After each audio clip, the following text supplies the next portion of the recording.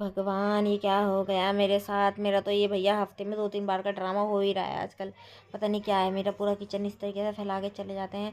और दोस्तों, आप यकीन भी नहीं मानोगे, मैं आपको बताऊंगी नहीं सब किसने किया तो आप ये सच भी नहीं मानोगे कि हाँ ये झूठ बोल रही है, आपको ऐसा लगेगा। लेकिन मैं सच बता रही हूँ दोस्तों, मेरे घर के पास ही ना बाग है और आम का बाग है दोस्तों। तो उसमें ना बंदर आते हैं बहुत ज़्यादा। अब बंदर आते हैं दोस्तों, तो वो देखो बंदरों ने क्या हाल मचा दिया है मेरी किचन का पूरा। मैं ना डब्बे में करके रखती हूँ, ये जो डब्बा रखा है इसमें, तो मैंने थोड़ा बहुत जो सामान मेरा बच जाता है मैं इसमें ही रख देती हूँ। और डब्बों में मैंने रखना बंद ही कर रखा है दोस्तों। एक में मैं दाल वगैरह रहती हूँ, एक में मेरा मतलब जो सामान रहता है वो मैं रख देती हूँ। तो दोस्तों, इसमें से भी सारा निकाल निकाल के बंदरों ने तेल वेल सब फाड़ दिया, मेरा सब ख़त्म कर दिया दोस्तों। फैला के चले गए। मैं बड़ी परेशान हुई, सुबह सुबह का टाइम था, सो के उठा जब मैंने देखा मेरी पूरी किचन की ऐसी की तैसी कर रखी थी। और बस गुस्सा तो बहुत आ रहा था, लेकिन क्या कर सकते हैं, फिर सफाई वफाई करने में लग गई अपना। साफ़ सफाई करी रसोई, और टाइम भी लगा बहुत क्योंकि ऑयल पड़ा हुआ था सारे में, तेल ही तेल गिर गया था। जो बचा कुचा तेल था पैकेट में वो तो मैंने वापस से डोल में ही कर लिया, और बाकी सारा मैंने वैसे रख लिया अलग कि भाई हम तो सर में भी लगा लेते हैं और वैसे भी लगा ही लेते हैं तेल, वैसलीन वगैरह बनाने में भी कर लेते हैं यूज़। तो फिर वही बस सर्फ डाल डाल के मैंने दोस्तों पूरा किचन धोया, क्योंकि तेल गिरा हुआ था। अगर ऐसे ही धोती तो रपट रपट के गिरती। फिर मैंने पूरी किचन जो है ना सर्फ से धोई दोस्तों। और जितने डब्बे रखे थे सारे वापस से रखे, क्योंकि डब्बे भी आधे ज़्यादा गिरा गए। बंदरों का क्या है ना दोस्तों, पहले मैं डब्बों में करके रखती थी सारा सामान, तो क्या होता था कि बंदर ना डब्बे ही उठा के ले जाते थे मेरे।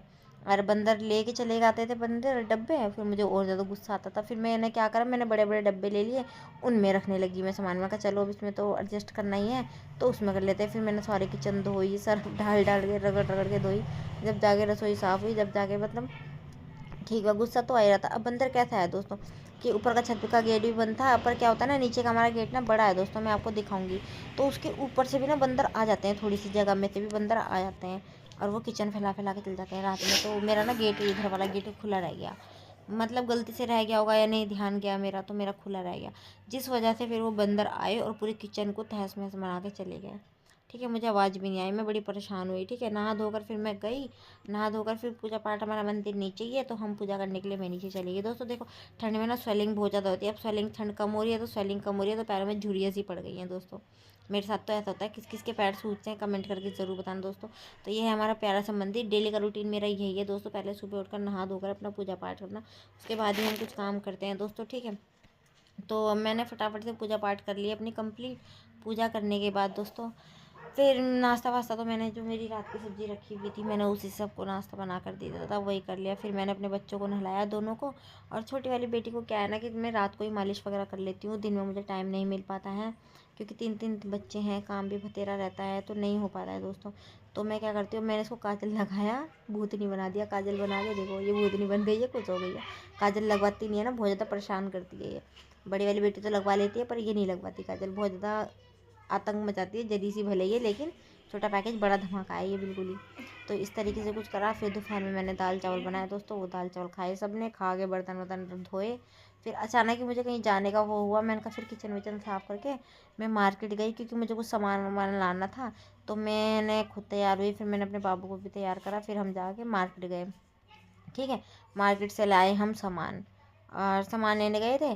सामान लेकर आई मैं, वो मैं दिखाना भूल गई आपको ब्लॉग में। ठीक है, थोड़ा बहुत लेकर आई थी मैं, कुछ सब्जी वगैरह भी लानी थी, कुछ और भी सामान था वो लेकर आई मैं। तो मैं ये लेकर आई थी, मेरा जिमीकंद खाने का ना बड़ा दिनों से मन कर रहा था दोस्तों, तो मेरा जिमीकंद लेकर आई मैं।